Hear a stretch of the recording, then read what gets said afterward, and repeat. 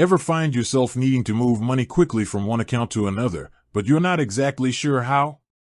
Whether you're paying a vendor, sending funds to a team member, or just shuffling cash between your own accounts, navigating the world of digital banking can feel a bit clunky. Well, if you're a Relay user, you're in luck because today we're going to break down exactly how to transfer money on the Relay app. The best part about Relay is its focus on business banking and cash flow management.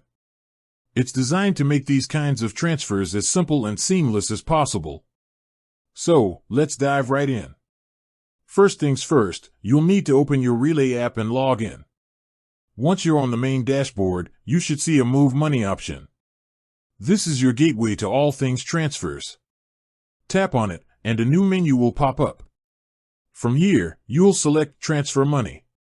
Now, you'll be prompted to choose the From and To accounts.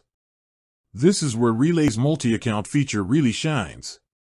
You can select one of your internal Relay checking accounts as the source, and then choose either another one of your Relay accounts or an external bank account you've already linked.